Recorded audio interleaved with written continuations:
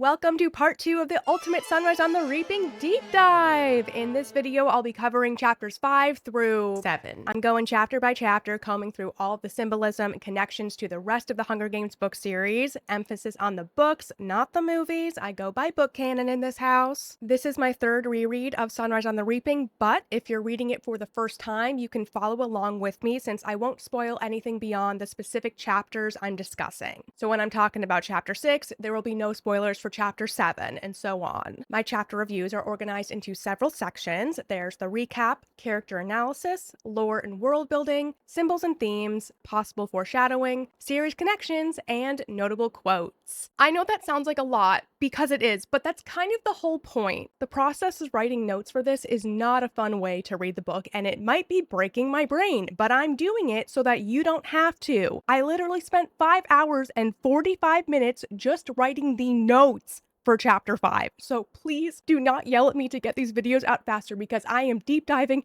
as quickly as I possibly can. I hope it's worth it and you enjoy watching or listening to this. If you haven't seen part 1 yet, you can find it here. All right, let's dive in. Chapter 5, Recap. The tributes have arrived at the capital and are driven in windowless vans to a makeshift training center at the academy. They're taken into locker rooms first thing for some brutal showers. Their shirts are cut away and disposed of, and Haymitch's shirt was hand-sewn by his ma out of handkerchiefs. He gets to keep his flint striker though. He claims it's his district token, it's just a necklace. This shower situation is awful though. It starts with scalding water, then a noxious soapy spray that burns Haymitch's eyes like pepper dust and makes him gag. Then the water comes back, and after it stops, Haymitch feels like he's covered in a stinging slime. To finish things off, everyone's blasted with hot air that leaves their skin super itchy. We find out this slime was an insecticide. Yikes. Haymitch is set up with his prep team, which are university students named Proserpina and Vitus. They shave him and style his hair. Haymitch reminisces about a time he was in the woods with Lenore Dove and they saw a raven, and we learn about Lenore Dove's past rebel behavior. Then the tributes are dressed for the opening ceremony chariot parades in order of district. Magno Stift, the District 12 stylist, is running late, so they're sitting around in paper sheets, but finally Magno shows up with some lame coal miner costumes. Then the District 12 tributes are taken to a rickety chariot that is way too small for the 4 of them. All the other tributes have these fancy outfits and their chariots are all decorated and their horses are too. District 12 not looking great. The chariot parade begins. There's a drunk crowd watching them and someone launches a firework. This spooks 12's horses and they take off running, setting off some other horses. Haymitch is struggling to stay on the chariot and their wheels collide with the spiked wheels on another chariot, causing it to collapse. Haymitch and Luella are catapulted into the air, and Haymitch comes to laying on the ground next to Luella, who's surrounded by a puddle of blood. She's dead. She escaped the arena. What a fun chapter! Peeta! 5 chapters in, and this is already the scariest, most disturbing book in the series. I'm probably going to be swearing a lot in this video, so get ready for the bleeps. I can't talk about this without cursing. Character analysis. Wyatt. So he calls himself an odds maker versus a booker boy. He figures out the odds on an event people are betting on. He's distancing himself from his family of gamblers who are taking bets. Haymitch and Luella. I'm pairing them together here since this relationship is major in this chapter. I've said this before, but I'll say it again. Haymitch is such an older brother. He's a protector and he finds purpose in looking after kids younger than him. He fully took on this role for Luella and his thoughts about her totally wrecked me. Looking after Luella will give him a reason to keep going. Her looking after me will stave off the terror of facing death alone. I can only hope we leave this world together. Peeta! They have this familial bond that's so precious, and he's still calling her sweetheart, and I just... He calls Katniss that later on, and she also has this protector trait, especially with younger girls, you know, Prim and Rue. And what happens to all these little girls they're trying to protect? They don't make it. It's this chain of looking after each other that always ends badly. Haymitch's family protector values are highlighted again when he thinks about what he would have done if the roles were reversed and Lenore Dove was taken at the Reaping. He fantasizes about sneaking on the train to help her escape or burning down the Peacekeeper base, but he he knows he would never do either of those things because of the strain it would put on Ma and Sid if he was executed. He's always thinking about other people. Maisie. I cannot stop thinking about this moment from Maisie where she's walking past the gawking academy kids, keeping her chin up, but her cheeks burn with embarrassment. She's humiliated. Maintaining a sense of pride is so essential to her, and we see a crack in that armor here. She's doing everything she can with her posture, but that human physiological reaction of blushing is beyond her control. And then she has the pesticide shower on her welts. My baby girl. And she also has a new feud going on with Silka from District 1. I'm starting to think Maisie either can't control her mouth or she just loves starting fights. Either way, I love it. Someone I don't love, Panache Barker. We heard a little bit about Panache from Wyatt last chapter. He's a District 1 career, likely related to a victor who won 4 years earlier. Panache is scaring me. When they're in the showers, he struts around, thrusting his privates at people and grunting, much to the amusement of the other careers. I'm sorry, what? He's trying to show he's the alpha, I guess. It's super, super creepy. I hate it so much, and I really am not looking forward to seeing more of Panache. He sounds like quite the predator in more ways than one. Also, his name is a real word with 2 applicable meanings. Panache can mean an ornamental tuft on a helmet, and also a grand or flamboyant manner, verve, style, flair. There are types of gladiator helmets and other armored helmets that feature a panache, so that's fitting for a career gladiator. And I'd say Panache is showing lots of verve here in the locker room.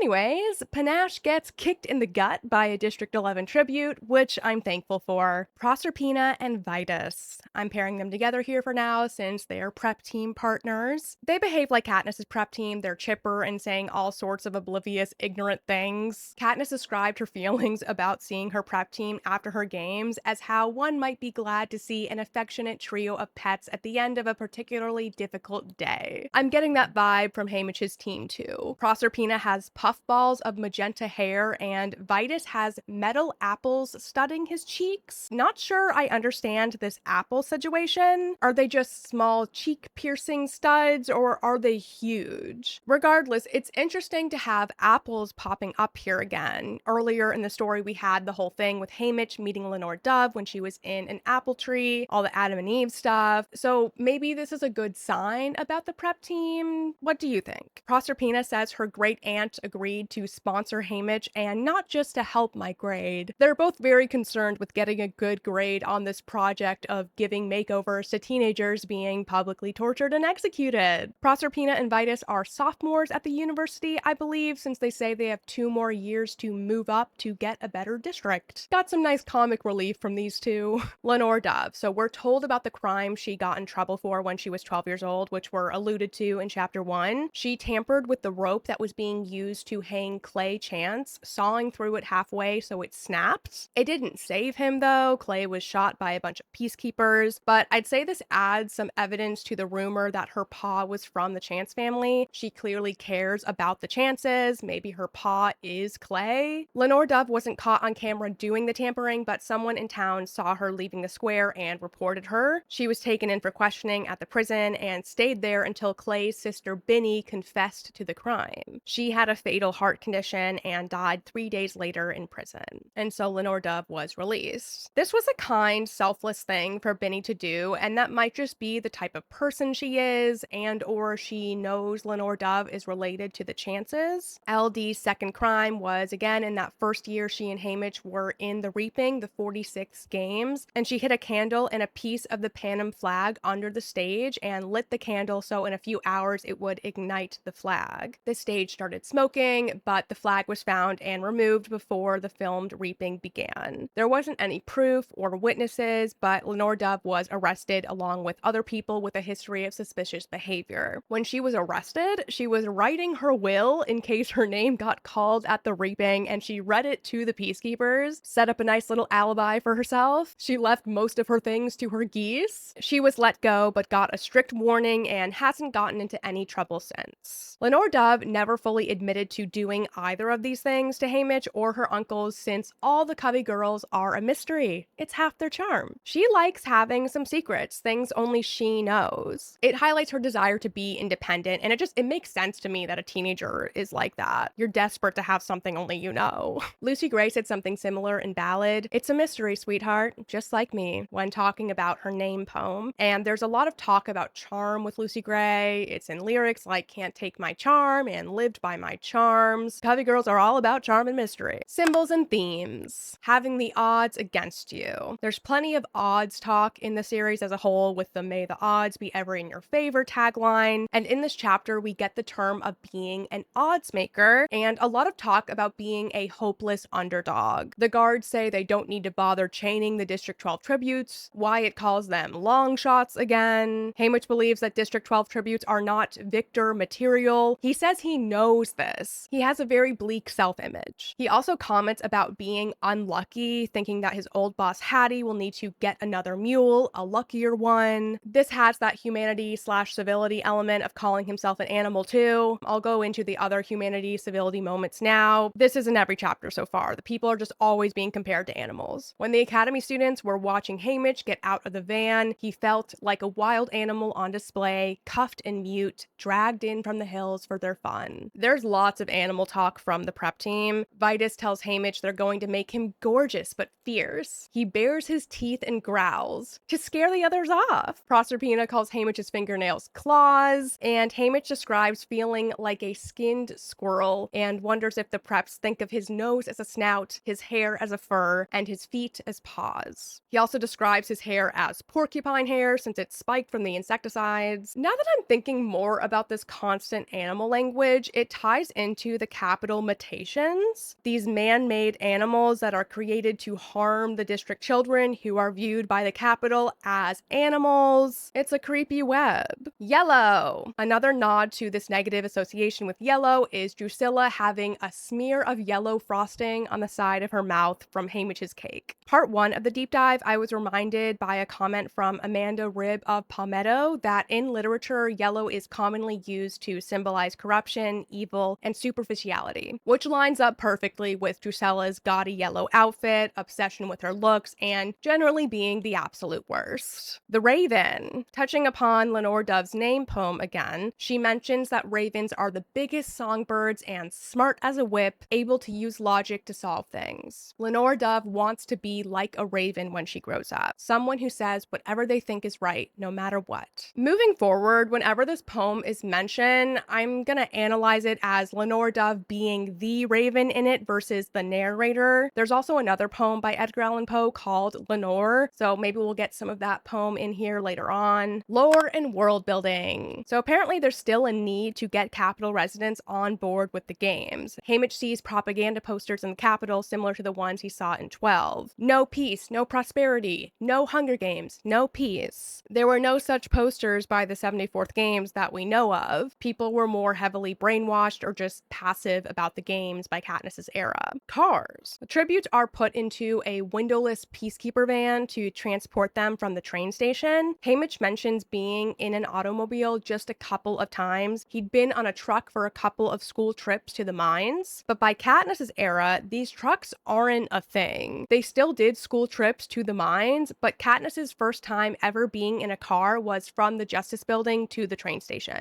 She'd only even been in a wagon a couple of times because, at least in the scene, people travel on foot. Just another sign of how conditions in 12 got worse over the years. Prep teams. There are prep teams at the 50th Games who the tributes immediately see upon arrival to the Capitol. Katniss experienced that too, but her setup was a lot more glam. For the 50th, prep is all in the gym. There's stations for each district with curtains around them. Each tribute has a padded table and 2 white-coated assistants, wearing utility belts filled with grooming equipment. Before tributes go to their station, they go into locker rooms separated by gender. Then they're sprayed with harsh insecticides. And later, as a part of prep, Haymitch's body hair hair is shaved off. Katniss's had hers waxed off, so similar things going on. This whole showering process is reminiscent to slavery practices where prisoners were shaved and cleaned before being sold. This also made me think of the gas chambers disguised as showers in the Holocaust extermination camps. It's all very disturbing. Tokens. Like Katniss's era, tributes are allowed a district token, which needs to be evaluated to ensure it's not a weapon or gives an unfair advantage. Don't know when they started, but they're a thing. Magno Stift. He's going here, not character analysis, because he's part of the District 12 style lore. Katniss mentioned that before her games, most years the tributes wore some kind of coal miner's getup. Since the baggy miner's jumpsuits are not particularly becoming, our tributes usually end up in skimpy outfits and hats with headlamps. Magno Stift is Haymitch's stylist, and he's been with 12 for as long as he could remember, and he sucks.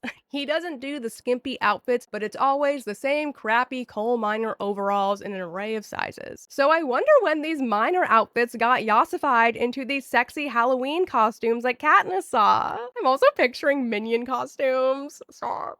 Apparently, Magno likes wearing live reptile fashion, as in having a belt buckle that's a real live turtle. Vitus whispers this gossipy little story about how last year the turtle fell off and bit Drusilla, and then she bit Magno. When we meet Magno here, he's wearing live snake earrings that twist and turn in misery. Significant, he's wearing snakes, you know, Battle of the Songbirds and Snakes. Magno's just a total jerk, and his outfit sounds even uglier than Drusilla's. There's also some subtle irony that Magno replaced the batteries in the tribute's headlamps, so they have a weak beam of light coming out of them, and then we had Cinna and Portia creating blazing fire outfits for Katniss and Peeta. They both have these elements of light, just majorly improved. Photo shoots. Apparently, tributes have a photo shoot in their costume before the opening ceremonies. Since 12 was so late, they only got a quick photo taken while they're chained in the band, but chariot photo shoots are not a thing during Katniss's era, or at least she never mentioned it. We also got some lore about Panem laws, so the punishment for burning the Panem flag is 10 years in prison or more. Good to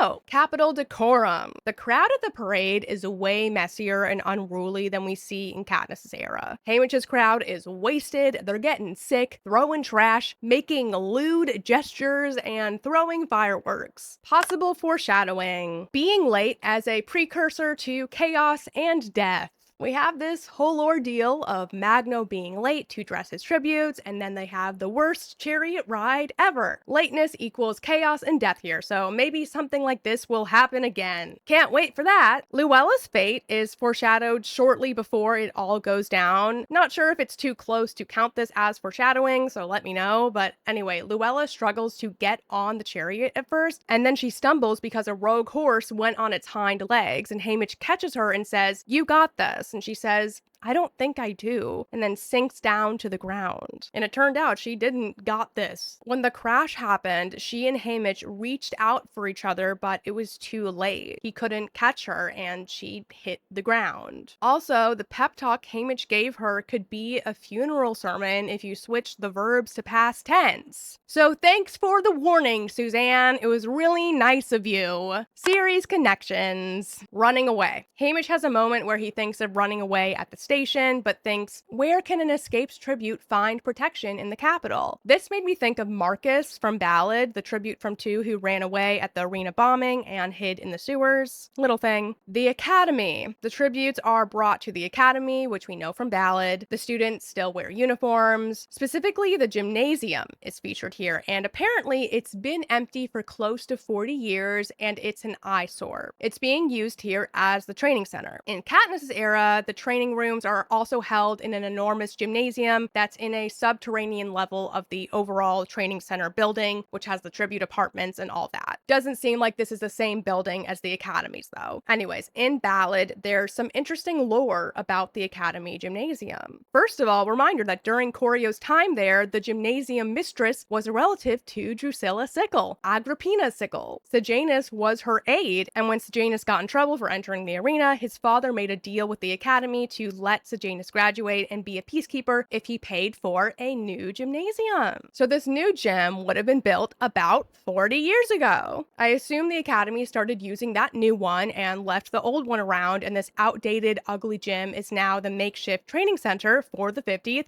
games. I've seen a lot of confusion around this, like people are saying the plinth gym is the one being used here as the training center, but that doesn't make sense. The old gym is the one that would have not been used anymore, right? Peppermint. This is so tiny, but Proserpina gave Haymitch a linty peppermint drop, and in Catching Fire, Katniss got a bag of peppermints and Haymitch stuffed a fistful in his mouth. I bet those tasted a lot better than the lint one, but Haymitch wasn't too proud to accept it. Peacekeeper parties. The Covey played music at the base commander's New Year's party the previous year, and in Ballad, the Covey plays at the base for the commander's birthday party. And this was the first time the full Hanging Tree song was performed. There's also an interesting Peeta parallel when Haymitch thinks about how his family needs him, but Lenore Doves doesn't need her. If LD was taken to the games instead of him, he thinks, I'd probably just have gone quietly insane. It's different for her. No one depends on Lenore Dove for their livelihood. She can run as wild as the wind. This reminds me of what Peeta says to Katniss on the beach in the third quarter quell to try to convince her not to sacrifice herself for him. He says, it's different for you. And later, your family needs you. No one really needs me. And Katniss thinks about how she would be damaged beyond repair if Peeta dies. So Katniss is like Haymitch and Peeta is like LD.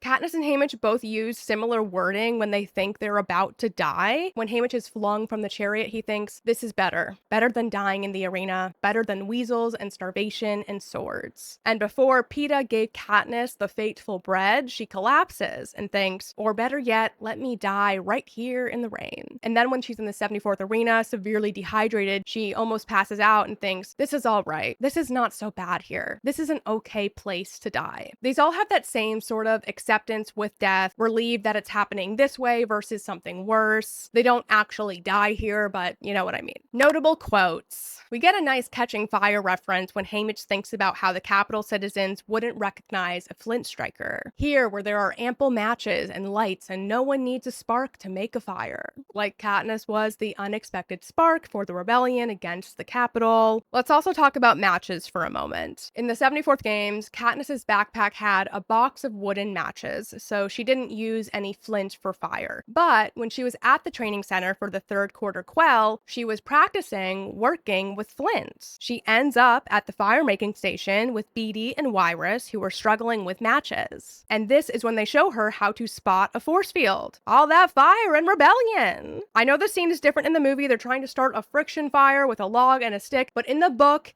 it's matches. Also, in Ballad, Lucy Gray had a precious box of matches. When she and Corio were at the cabin right before all hell broke loose, she had used a match to light the fire and comments about planning to use a metal can to carry live coals from place to place because she doesn't have many matches and it's hard to get a fire going from flint. Okay, that's it about the flint and matches connections to the other books. I just needed to lay that all out there since we have this Covey-made flint striker in Sunrise. Oh wait, but also Haymitch described some of the emaciated tributes as having matchstick bones. Unsettling. I laughed out loud the first time I read this next line. Haymitch thinks, I'm no prude. I've skinny dipped plenty out at the lake with Burdock, but I'm not used to standing around naked eyeballing 23 other guys. The part that's so funny to me is that Haymitch and Burdock have a history of skinny dipping together at the famous lake. I'm not saying they had anything more going on between them than being friends, but I just know that little line opened a big can of shipping fan fiction worms that Suzanne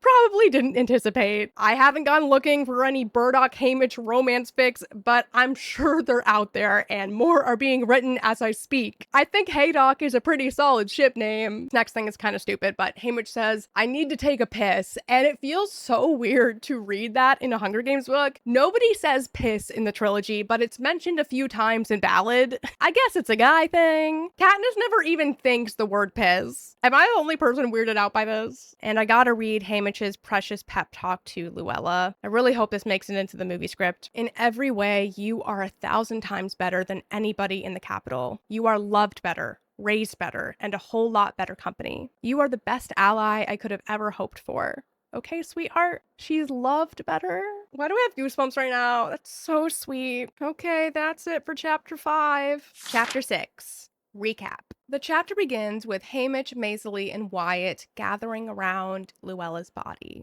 She appears to have died almost instantly due to head trauma, and Haymitch can't stand to see the peacekeepers take her away. So, egged on by Maisley, he picks up Luella and runs. There's a lot of wreckage from the chariot rides. District 6 crashed and its horses ran into the crowd, causing injuries. Haymitch runs with Luella in his arms towards the president's mansion, but the peacekeepers are gaining on him pretty fast because he's weakened from the accident, and then Haymitch is able to jump into the District 1 chariot and rides all the way to the mansion where he locks eyes with President Snow. Haymitch lays down Luella's body, gestures at Snow, and applauds, giving credit where credit is due. There's a moment where Snow seems to notice the flint striker right before Haymitch is dragged away by peacekeepers. The crowd is intrigued by Haymitch now. They're shouting for his attention as he walks by and expressing interest in sponsoring him. Haymitch spits in some people's faces, but the crowd loves it, and he goes back to the stables with the other tributes. Ampert from District 3 introduces himself to Haymitch and invites him to join a big alliance to rival the careers, but he turns him down. No one from the District 12 capital team showed up to take the tributes to their quarters, so a peacekeeper has to do it. She's very annoying, complaining she has an after party to get to, and she's the only one who can make a good rum punch. So ridiculous. The tributes arrive at their quarters, which are on the 12th floor of an apartment building, and there are surveillance cameras all over the place. The apartment is decorated strangely. There's a painting of a poodle in a tuxedo. It's given Home Goods Airbnb decor.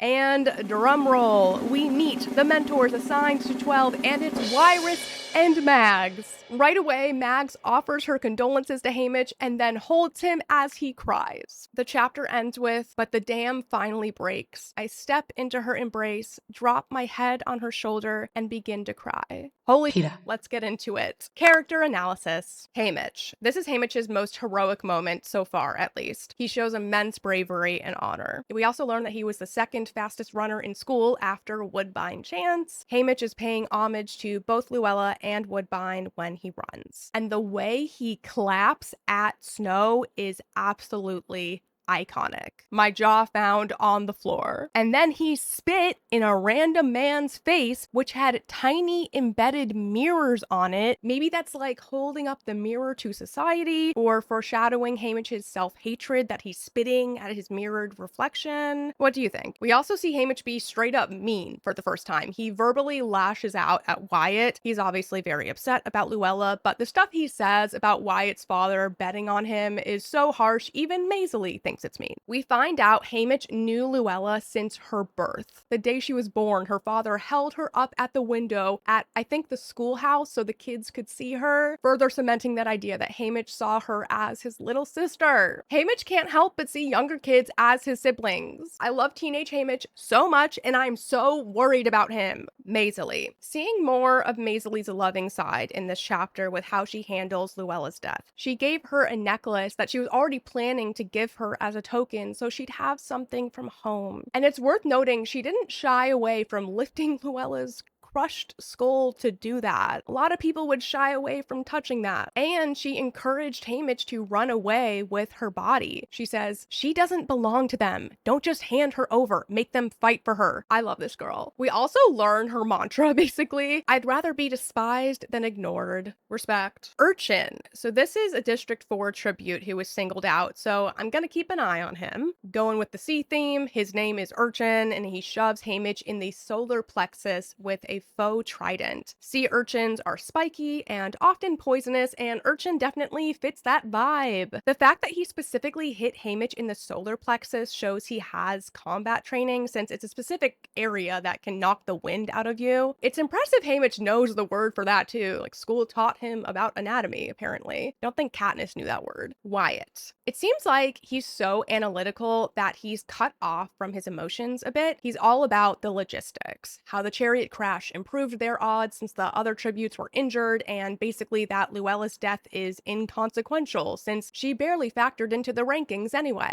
I don't think Wyatt is evil or anything. He's hyper-focused on the stats and missing social cues. It seems more like he's neurodivergent in some way. Also, it sounds like his father was not very loving with him. He always saw him as a disappointment. Sad. Ampert, he's from District 3. He's only 12 years old, and Haymitch is friendly with him because he hopes someone would be friendly to his little brother if he was in this situation. And he calls Ampert buddy. Big brother Haymitch. He just can't help himself. Ampert is a sweet, smart kid, and he is able to unlock Haymitch's cuffs with a safety pin. He proposes being allies since he knows lots of things that should be useful in an arena. But as Haymitch points out, being allies with him doesn't seem like a good idea since his first one already died. Ampert says Haymitch made President Snow own what happened to Luella. He's very observant, and I love how he phrases that. He's also putting together a big alliance to rival the career pack. So far, there's all of District 3, District 7, 8, and 11 is a maybe. Wyrus, she's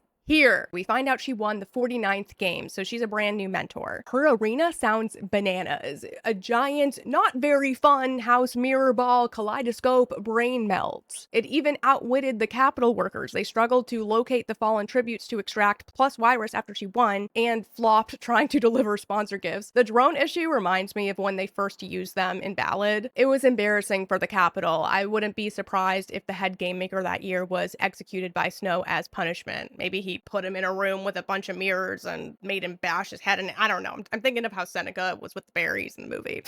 Wyrus is a genius though, and she was the only person who could navigate the arena. She waited it out until all but one of the other tributes was gone. She was up on a rock watching everyone, but no one could see her. At the final two, Wyrus came out of hiding, and the other tribute saw her, leaped for what he thought was her, cracked his head, and drowned in the lake. She won without directly killing anyone or even getting into a physical altercation. All she would say about her strategy was that she followed the light beams. What a legend. She didn't win over the crowd though. She was just too unnerving. Haymitch is unhappy she is his mentor. He sees her as another rejected leftover given to 12. He dismisses all of her value as a mentor. How can a girl who has fought no one, killed no one, mentored no one, mentor me? She can't. Way harsh, Haymitch. Mags. Sweet, sweet angel Mags. As soon as I read, she's older, probably Hattie's age, I knew it was Mags when I was reading this for the first time. This memory Haymitch has of her as a mentor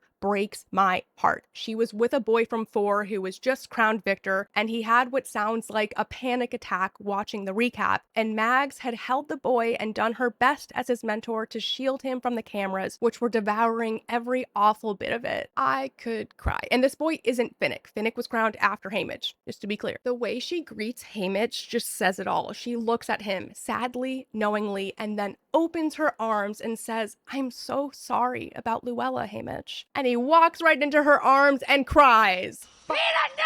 How am I supposed to read through my tears, Suzanne? I can't see a thing. Mags is mother. She is the mother. She knew exactly what Haymitch needed, and she made herself a safe space for him immediately. This added history between Haymitch, Mags, and Wyrus is throwing me in a loop in regards to the events in Catching Fire. And of course, Katniss just gravitated towards them automatically. Symbols and themes. Mockingjays. Right off the bat, Luella is compared to a dead Mockingjay chick. Eyes still bright, feathers blue-black in the sunlight, clawed feet empty on a bed of moss, with a broken little bird body. Since we know Haymitch goes on to give Katniss the same name as Luella, Sweetheart, it's extra fitting since Katniss then becomes known as the Mockingjay. Cool, Suzanne. Thanks. And in this flashback Haymitch has of finding this dead bird with Lenore Dove, she said to it, "Who will sing your songs now?" And it's like Katniss singing, and then Rue, because Rue first sang to the Mockingjays, and then Katniss always compared her to a little bird, and she sang to Rue as she died, and I can't. Who will sing your songs now, Luella? And her hair was in braids too. Humanity/civility. Keeping track of all the human-animal comparisons, which includes Luella as a Mockingjay. Another moment is Haymitch remarking that sponsors want to bet on him like a starved dog in a fight. There's also a capital woman wearing a bird's nest on her head, and Haymitch spits at her. This seems significant since Luella was just compared to a baby bird. I see it as symbolizing the capital's mockery and carelessness about these children's lives. This woman just has a nest on her head that's meant to take care of babies and like be their home. And we had Ampert referred to as another lamb for the slaughter by Haymitch, and then he calls himself a mule again, and Wyrus is described as being quiet as a mouse. Autonomy and defiance. Haymitch makes a big effort to show the capital they don't own him or any of the tributes, much like Peeta's sentiment from the first book about wanting to show the capital they don't own him. Maisley and Haymitch both use this language about Luella not belonging to the capital. He knows not everyone will get to see the broadcast of what he's doing, but some will, and that makes it worth it. Katniss has similar thoughts about her display with Rue too. Katniss thinks, I want to do something right here, right now, to shame them, to make them accountable, to show the capital that whatever they do or force us to do, there's a part of every tribute they can't own. And in Catching Fire, when Peeta talks about Rue, he says, about the game makers, I just wanted to hold them accountable, if only for a moment, for killing that little girl. It's all the same mentality with Luella. Horses. Here I'd say horses are representing the tributes. The capital's attempting to tame and control them, but their instincts to resist and flee are strong. It's not the horse's fault that Luella was killed and people were injured. They're the ones being forced into this unnatural situation, chained up like the tributes were. We also have commentary from Finnick in Catching Fire, though this is more about like comparing them to the exploitation of the victors. They're commodified by the capital, paraded around and given treats, but they're still seen as property. Lore and world building. Not much new stuff in this chapter aside from that they had the chariot parade by the 50th games, but they did not go nearly as smoothly as they do in Katniss's time. There's also candy-colored apartment buildings. Katniss used that same descriptor for the capital. It's a great symbol of the capital's frivolity and lack of substance. I have a whole separate video about the candy symbolism in the books if you want to check that out, but it does have spoilers for the entirety of Sunrise on the Reaping, so heads up. There's another 1984 George Orwell reference when the surveillance cameras are pointed out. The capital wants you to know they're watching or think they're watching, even if no one is. And right after that thought, Haymitch mutters, no peacekeepers, no peace, which is reminiscent of the propaganda slogans in 1984. Big Brother is watching you and war is peace. I know I keep calling Haymitch Big Brother, but it's not the same thing. On to possible foreshadowing. Silka from District 1 was jabbing a horse with her stilettos so hard that it drew blood, so I'm taking that as foreshadowing of her attack style. She'll be stabbing other tributes. Reminder from the video of Haymitch's games and Catching Fire, his final showdown is with a girl from District 1 who has an axe. Since Silka has been singled out and the other District 1 girl hasn't, Silka's likely the one with Haymitch at the end. Here in Chapter 6, Haymitch gets on Silka's chariot and runs off, leaving her in his wake, similar to that final chase they had in the game's recap. We got a callback to lines from The Raven in Chapter 4, and it seems like foreshadowing since anything with that poem has to tie into Lenore Dove's fate. Haymitch imagines Snow thinking, the reckless mountain boy with the dead girl in his arms seems foolish, a trifle amusing, and nothing more. Particularly the and nothing more. In the excerpt from the poem earlier, we had, this I whispered, and an echo murmured back the word, Lenore. Merely this and nothing more. If you're familiar with this poem, you'd know that part is repeated several times. So based on all that, possibly this mountain boy with the dead girl in his arms line may come back with Lenore Dove. Series connections. Luella and Rue. Gotta touch more on this link between their deaths because there's so much. Maisley put that necklace on Luella and it has beads woven into purple and yellow flowers. And we know Katniss decorated Rue with wildflowers. She describes them as having blossoms in beautiful shades of violet, yellow, and white. Purple and yellow, like the necklace. And the cover of this book is purple and yellow, or gold, but yeah. Rue and Luella were both the first allies to their respective protagonists and died shortly after agreeing to this allyship. So I guess rule number 1 of the Hunger Games is don't ally with the little girl because you can't save her. What the Peeta? Suzanne. Also, Luella and Rue are both described as looking like they're asleep once they're gone, and Haymitch is trying to paint paint his own poster here with Luella and Peeta, literally painted Rue, decorated in the flowers at his private session with the game makers in Catching Fire. The big screens in the parade route. Haymitch gets a boost of inspiration when he sees himself on the video screen showing the chariot parade, which happens with Katniss also. She's frozen before seeing herself and Peeta on screen dazzling in the fire, giving her the confidence to hold her head high and work the crowd a little. She thinks, for the first time, I feel a flicker of hope rising up in me. Surely there must be a sponsor willing to take me on. And Haymitch says how he and Luella's tokens are standing out against their black outfits paired with the fancy stolen chariot. We look like tributes of consequence, not long shots. Or at least long shots you might consider sponsoring. Similar wording and thought processes. Okay, this isn't super direct, but the way Haymitch described Snow's expression when he's looking at him and Luella made me think of the look on his face right before Katniss shot Coin. Haymitch describes it as a smile plays on his lips. No anger, no outrage, and certainly no fear. I have not impressed him with my performance. And here's Katniss's description. I search his eyes for the slightest sign of anything. Fear, remorse, anger, but there's only the same look of amusement that ended our last conversation. It sounds like the same look to me. Just like Ballad, where given all the names of the tributes, which is something we never had in the trilogy, I noticed there's a Janus from District 2, very close to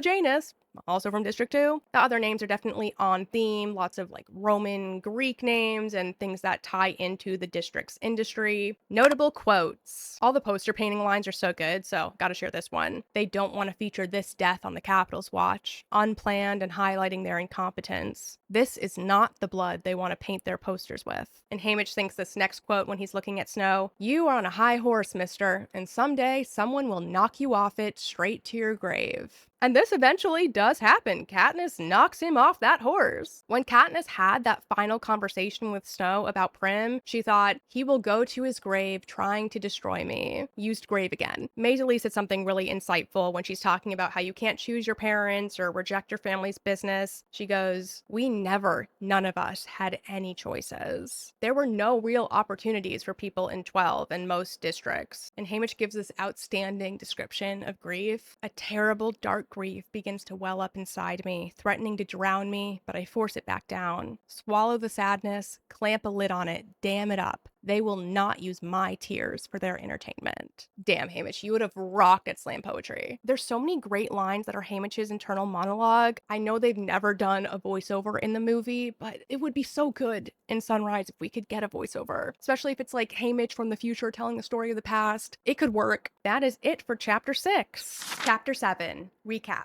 The chapter begins with Haymitch full out sobbing in Mags's arms, and then he goes to take a soothing bath and shower. There's a surveillance camera in the bathroom, but Haymitch covers it with a towel. Then he eats a hearty, comforting meal and goes to bed, sharing a room with Wyatt. Haymitch has lots of nightmares about the games and scares himself awake. In the morning, he has a big breakfast with Mags and Wyrus and is joined by Wyatt and Maisie. Before they leave for their first day of training, the mentors ask what each of them want aside from living. This starts a discussion about how to show the audience the tributes are human beings, that district people are not inferior to the capital folks. Wyrus says how it's possible to outsmart the killing machine of the arena. Haymitch tells everyone about Ampert's alliance plan and offers to vouch for Maisie and Wyatt so they can join. Mags and Wyrus also offer guidance about the arena and training, telling them to prioritize what they need to survive versus combat. Then they go back to that gymnasium for the first day of training. All of the tributes have the same outfits, but the color varies by district. District 12 is in black, and again, they are the last to arrive. But Maisie, Wyatt, and Haymitch adopt the mentality that they are loose cannons, amping themselves up a bit. Game makers are set up in a section of the bleachers, wearing snowy gowns, drinking coffee, and making notes, and District 12 kids go to the knife throwing station along with District 7. There's a rule at the knife station that only one tribute can have their hands on a weapon at a time. A girl named Ringina introduces herself to Haymitch, and she gets a perfect bullseye with that knife. Maisie turns out to be a decent thrower, and Haymitch is excellent. But then, Panache comes out of nowhere and sucker punches Haymitch in the ribs, knocking him to the ground. Haymitch still had a knife in his hand, but before he gets up, Panache is tasered and taken away by peacekeepers. In the shuffle, the basket of knives spilled, and the other tributes pick them up. There's a tense moment where where Haymitch realizes the power balance is in the tribute's favor. 6 tributes are armed, and there aren't many peacekeepers in the gym. He imagines quickly gathering the other weapons, but is snapped back into the moment when the trainer prompts Ringina to return her knife to the basket, and she complies. Ringina and Haymitch agree that they could have seriously fought the peacekeepers. "We could have at least done some damage," said Haymitch. The chapter ends with old Plutarch chiming in. He'd been lurking with a camera crew. He says, "At least a little, possibly a considerable amount. The question is, why didn't you?" Chills down my spine. Rebel Plutarch has arrived. Character analysis. Haymitch, I love a man who isn't afraid to cry. Let it out, babe. I'm right here. He has a tiny moment where he wonders if he should feel embarrassed, but drops it. He doesn't give a hang what anyone thinks. Never heard give a hang before, but it's fun. But seriously, this moment of him crying with Mags is devastating and touching. He's apologizing for crying, but Mags shakes her head and just keeps patting his back. This is how you be there for someone who is hurting, being patient and non-judgmental. And I can't stop thinking about Mags doing this for Finnick over and over throughout the years as he went through his own loss and trafficking horrors. Oh my god. Something that stood out to me in this chapter is that Haymitch generally has a good eye for seeing other people's strengths and weaknesses. It's a solid trait to have, period, and also very valuable as a mentor later on. But a more negative trait is Haymitch does jump on the defensive quickly, makes biting, sarcastic comments. We see that in the trilogy, but it's here too. Haymitch went, "Nice, Wyatt, so I'm the jerk, not the meanest girl in town, or the guy who sets the odds so scum can make bets on dead kids." He almost immediately regrets saying stuff like this, but he just can't stop himself, I guess. He's a teenager too, like,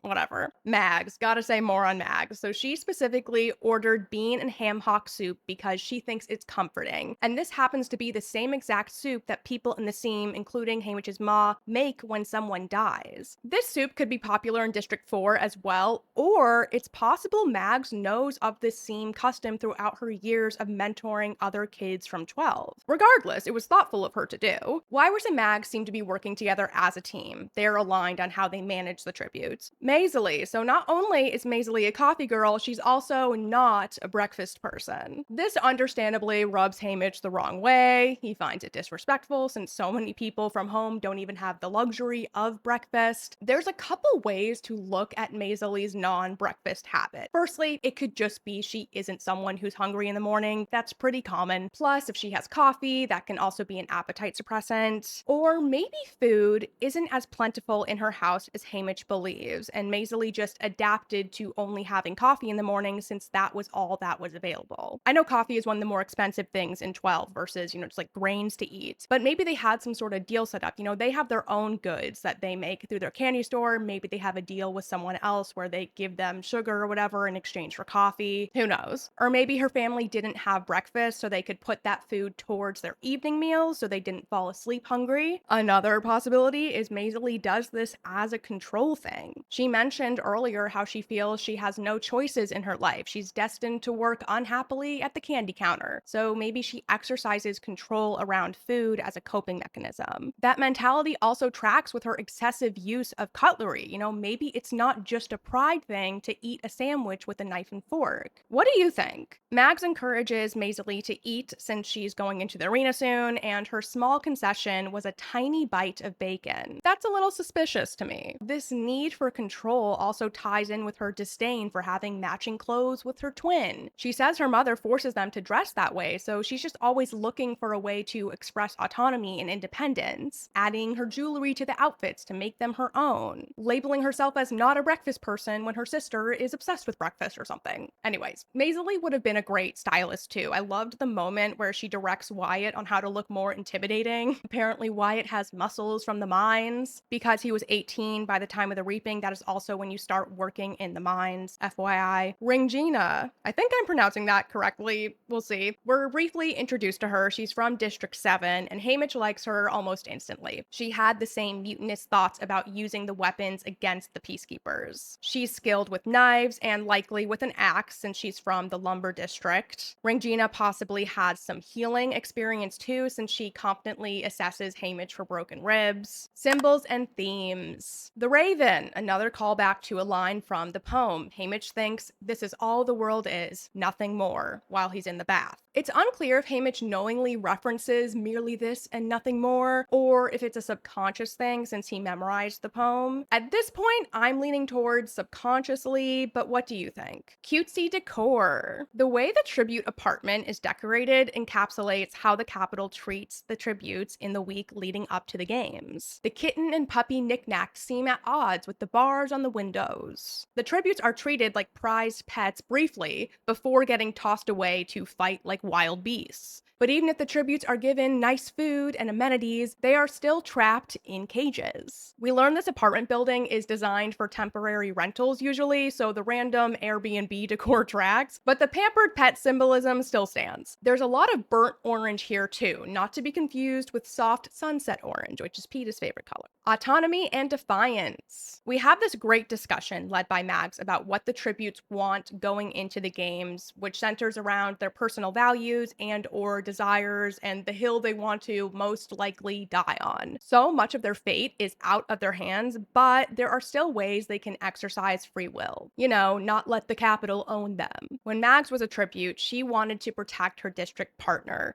which perfectly captures her ethos. She has shown her selflessness and care for others time and time again. She literally died in the third quarter quell protecting her district partner and allies. Wyrus most wanted not to die in darkness. Her fears are highlighted here more than her values, and I love that in the end she survived her games by, as she described in her interview, following the light beams. She shielded herself from darkness. When Gloss killed her in the third quell, it was not in the darkness, but Wyrus was severely affected by her experience in the blood rain wedge. The rain was so intense that you couldn't see, so being in that darkness would have been especially terrifying for Wyrus, and she went into shock. If we go off the fan theory that each wedge was meant for a certain victor tribute, perhaps the blood rain was for Wyrus. It had the darkness element. Plus, there's the irony of raining blood when Wyrus won her games without spilling any blood. What do you think about that theory? Haymitch's desire, now that he couldn't protect Luella, was sparing his loved ones from watching him die some long, horrible death.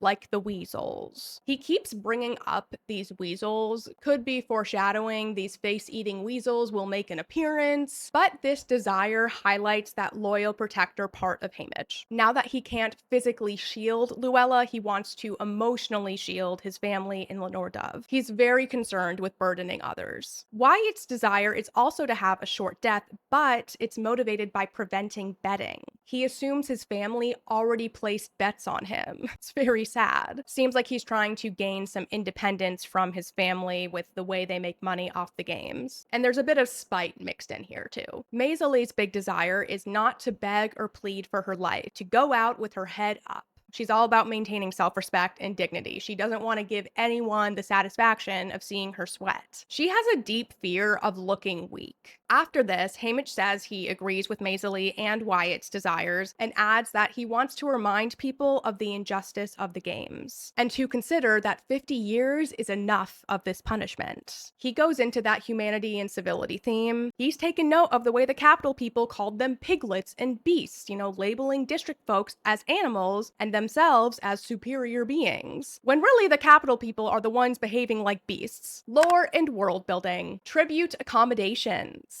We learned this practice of putting tributes in apartment rentals is new. In previous years, they stayed in barracks, all the tributes together. Sounds militaristic or also kind of like summer camp. There's still a big gap in time where we don't know where the tributes were held, just that at the 10th games, they were in the monkey house. I'm sort of surprised that it took until the 50th games to separate tributes by district. I imagine there would be a lot more brawls and even casualties before the games even started if they're kept together, which is problematic for the games. Yes, they were supervised by peacekeepers to keep them in line, but I still bet fights broke out, and these things could mess with the image the Capitol is trying to portray in the games. Careers. Haymitch mentions that maybe there weren't always careers, which yes, we know is true around the time of the 10th games at least, but we still don't know exactly when they started. And careers careers is still an unofficial term. Like, the Capitol doesn't say these are the career tributes, publicly at least. Haymitch was born the year of the 34th games, and he always remembers seeing careers, so they were at least a thing since then. When do you think careers started? It's possible this started at the 11th games, since in the ballad epilogue, Snow says they were implementing the Victor prizes and Victor's Village and all that to entice more volunteers. And before you comment that Mags was the victor of the 11th games, that is not canon to the books. This information that Mags is the victor of the 11th games came from the Capital Couture promotional campaign for the Catching Fire film. This campaign also gave Mags the last name Flanagan, which does not appear in the books either. In my house, isolated movie lore, and especially movie advertisement lore, is not relevant to book canon. I go by Suzanne's holy text, and it's fine if you feel differently, but this is my house, and these are my rules. Styling rules. We learned that Magno got put on probation for sending the tributes to their interviews in their training outfits the previous year. I wonder if there's a committee that makes rules about styling the tributes. Maybe there was never an explicit rule saying that you couldn't put the tributes in their training outfits at the interview, so Magno didn't get fired for this, and instead just given a slap on the wrist for being lazy. He can only do the bare minimum for 12 as long as it doesn't embarrass the Capitol. If all the other tributes are being interviewed in gowns and suits, and then District 12 is in like t-shirts and shorts, it looks pretty bad. Maybe Snow enjoys embarrassing these kids from District 12, but overall they're trying to put on a glitzy show for these interviews. There's a dress code. Clues at training.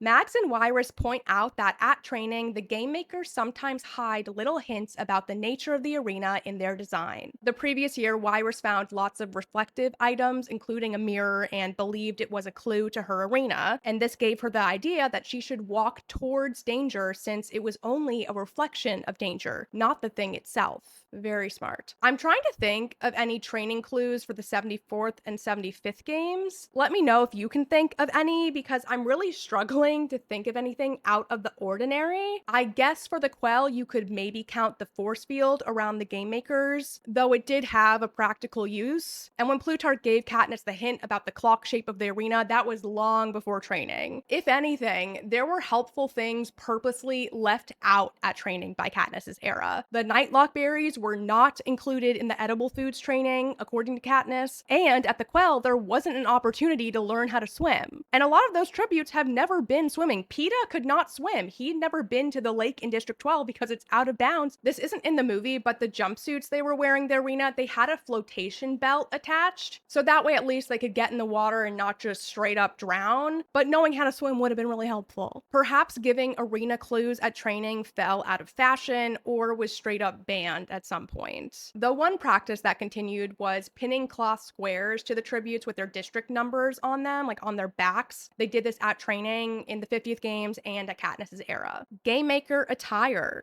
The game makers are in snowy white gowns at training, and all the trainers are in white jumpsuits. It makes sense they needed to differentiate the staff by putting them in the same color and not a color the tributes are wearing, but by Katniss's era, the game makers all wear deep purple robes. Purple is associated with royalty, so that makes sense, but also this white at the 50th makes sense because it's the color of Snow, aka the president. Maybe did a little something for his ego. Possible foreshadowing. Haymitch thinks about how Ampert seems like he could pull off what Wyrus did, as in outsmart everybody without lifting a finger. So possibly this foreshadows some of Ampert's gameplay, maybe even a similar thing happening where he tricks his opponent into lunging for him and then falling to their death. When the District 12 tributes were talking about how they could outsmart the arena and how they could get whatever act of defiance they did on camera, Maisley comments, if it involves killing someone else, they'd show that. So this could foreshadow her killing someone in a rebellious way. And then Wyatt says, or killing yourself, which could foreshadow him doing that. Right after this, Mags reminds them all to be careful since they could be putting themselves or their allies at risk. Just seems like a big foreshadowing bundle. Series connections. Little thing, but this same exact phrase is used by Haymitch and Katniss. Sobs rack my body. I know that's not like the most unique term, but still. Haymitch thinks it when he's crying about Luella. Mags just holds me while sobs rack my body and tears and snot drip down her shoulder. And Katniss thinks it when she breaks down about Prim after Buttercup came home. He circles me just out of reach as wave after wave of sobs rack my body until eventually I fall unconscious. She also uses similar phrasing when talking about how she felt after losing her father. Pain would hit me out of nowhere, doubling me over, racking my body with sobs. Don't get me wrong, Katniss cries a lot, but she uses this racking with sobs phrase in these two moments that are specifically about losing family members. And Haymitch thought of Luella as his family too, so it fits. Baths. Haymitch mentions how hot baths are a Sunday ritual in his house, and he takes a luxurious bath in this chapter, seeing Luella's blood tint the pristine water pink. And I can't help but wonder if this traumatic experience gave him an aversion to baths. In the first Hunger Games book, At the Reaping, Katniss remarks how drunk and smelly Haymitch is. She thinks it's been a long time since he's bathed. And at the start of Catching Fire, after Katniss wakes Haymitch up at his house by dropping a bucket of water on him, she says, "Take a bath, Haymitch." I know that with substance abuse issues and just mental health issues in general, personal hygiene can get lost in the shuffle, but this specific mention now about the bath after Luella feels like a significant part of Haymitch's aversion to bathing. Plus, if baths were associated with his childhood and we know he loses his family, that adds to that negative association. And another thing, Peeta and Katniss had to put Haymitch in the bathtub the first night on the train since he had gotten sick all over himself. It's a combo shower bathtub, but Peeta stays and bathes Haymitch. There's this big contrast to these baths versus the prep team insecticide showers from earlier, being treated like a human from your fellow district citizens versus like an animal by the Capitol. Also, very creepy about the cameras in the bathrooms of children. I know by Katniss's era she's aware of rooms being bugged, especially in the Capitol, but it feels different being able to literally see the cameras here with Haymitch. Flower soap. Haymitch says the soap he uses has a light, flowery scent. It doesn't specify that it's a rose scent, but it might be. Peeta talks about how he smells like roses from the Capitol shower at his interview. I see the rose soap as this weird alpha move attempt from Snow. He's all about roses. They're his signature thing by the time he's president. So if he's making this call that all the tributes have to use rose-scented soap, he's sort of claiming them as his property. Like a dog peeing to mark its territory. Pathetic. Snow's pathetic, everyone. Insect mutts. In one of Haymitch's nightmares, he dreams of shiny silver beetles from Wyrus's arena that suffocated the tributes. Sorry, just need a second to get that image out of my head. Thank you for that, Suzanne. There was a wedge of the arena from the third quarter quell that Katniss never went into, but she could hear an unpleasant chorus of clicking, probably from some evil type of insect. Going back to that popular theory about the wedges in the arena being assigned to certain tributes, this is another one that could be for Wyrus. I wonder if these were the same exact beetles that she had in her arena. But he doesn't say anything about her having issues with them during her games. I don't know, the blood rain makes more sense symbolically, but the beetles make more sense on a literal level, I guess. That's the issue of this theory about the wedges, because there's just so many possibilities and unknowns. It's pretty easy to make a kind of confirmation bias and tie certain tributes to certain wedges. It's still a fun theory, but I just feel like there's not enough concrete stuff for me to confidently say that's a thing, especially because in the third quarter quell, these evils from the wedges don't just individually affect one person. The Jabberjays are set up for Finnick and Katniss. The blood rain rains on everyone. The monkey butts attack everyone. The fog attacks everyone. There are definitely links between the victors and the arena horrors, but it's not a clean A to B in my opinion. Non-career pack. Ampert is putting together this inter-district alliance, and in the third quarter quell, Haymitch was part of putting together another non-career alliance. It did include traditionally career District 4, but 1 and 2 were still sticking together as careers. And in this alliance that Ampert's putting together, at least at this point we know it's District 3, 7, 8, maybe 11, and then 12. And in the 75th games, there's a really big alliance of just all the rebels overall, and that included District 3, 4, 6, 7, 8, 11, and 12. It was basically half. We can see that overlap here. All of the ones Ampert is talking about were part of this broader alliance in the third quarter quell. Matching outfits. In the 50th games, it's normal that the tributes have matching outfits by district, but by Katniss's era, this was not common practice anymore. Katniss was very annoyed that she and Peeta were dressed the same at training in the 74th games, since no one else was. Katniss was getting angry at Cinna for making her put on this twins act. Also, Haymitch gave Katniss and Peeta specific instructions before meeting their stylist. He says, You're not going to like what they do to you, but no matter what it is, don't resist. We know he had a rebel relationship with Cinna and Portia, so it makes sense, but it's interesting comparing it to his experience so far in Sunrise. Haymitch went along with Magno, but was very unhappy about it, though, as he narrated earlier at the Reaping, resistance is not an option. Something there. Survival strategy. Wyrus shares a little song she created to prioritize survival in the arena, and I'd like to compare it to what Haymitch said to Katniss and Peeta. Wyrus saying, first avoid the slaughter, get weapons, look for water, find food and where to sleep, fire and friends can keep. An original melody by me.